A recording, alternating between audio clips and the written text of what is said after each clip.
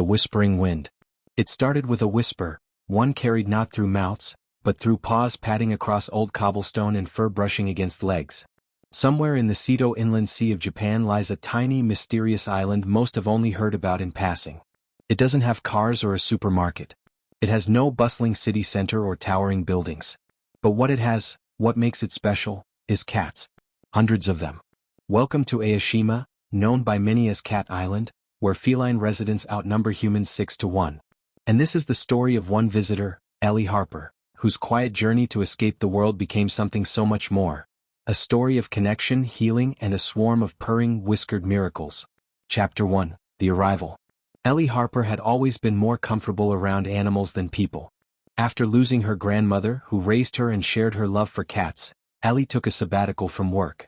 She packed only what she could carry, her camera slung around her neck, and booked a solo trip to Japan. She had read about Eshima while sipping tea on a rainy afternoon in London. The article claimed, "If you sit down, the cats will come to you." That idea stayed with her. She took the early morning ferry, watching the mist lift as the island came into view. It looked like something from a painting: green hills, wooden houses, a sleepy harbor. And cats lounging on fishing nets, perched on rooftops and trailing along the dock like sentinels. She stepped off the boat, and a ginger Tom rubbed against her leg like an old friend. Chapter 2, The Welcome Committee. The ferry captain chuckled. "First one always finds you." Ellie smiled. "Does he have a name?" "Name? That one's Boss," he said. "He runs the port." Boss meowed in agreement. Before Ellie could take another step, 3 more cats padded over. One black with golden eyes, another with a crooked ear, and a third with a white patch shaped like a heart. They formed a loose circle around her, as if assessing her intentions. She sat on a nearby bench and unzipped her backpack to pull out a bag of dried sardines. In under a minute, 10 more cats appeared. She giggled as a fluffy gray kitten climbed into her lap. The cats were calm, not desperate, residents, not beggars. A calico curled at her feet while a tabby stretched across her shoulder.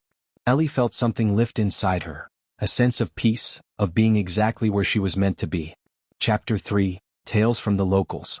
A gentle woman named Yuki, one of the island's few human inhabitants, greeted Ellie as she snapped photos near the docks.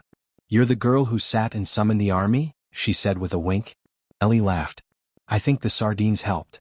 Yuki invited her into her home, a cozy space filled with tatami mats, hand-painted scrolls, and several cats napping in woven baskets. Over tea, Yuki shared stories of the island. Once a thriving fishing village, Eshima had slowly dwindled in human population. But the cats remained, multiplying and watched over by volunteers and a few islanders who stayed behind. "They remember kindness," Yuki said. "That's why they come." Ellie stayed longer than planned. Chapter 4, Whiskered Friendships.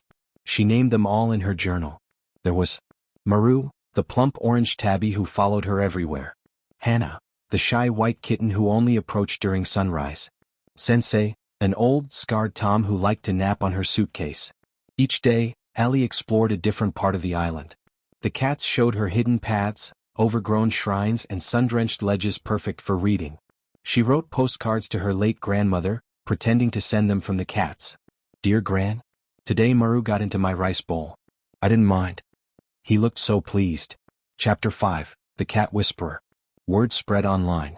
One of Ellie's videos, her sitting under a tree while 30 cats lounged around her, went viral.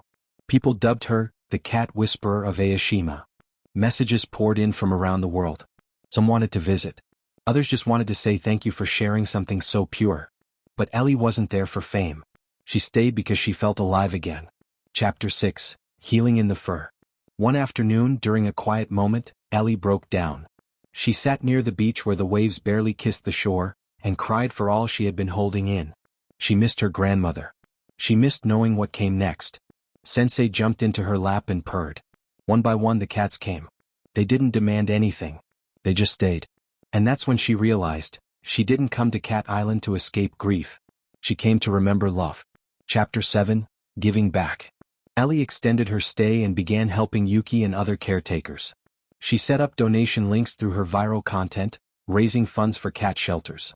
She documented each cat's story, creating small portraits that became an exhibit called Whiskered Lives. She taught children from neighboring islands how to care for the animals, how to listen, not just with ears but with heart.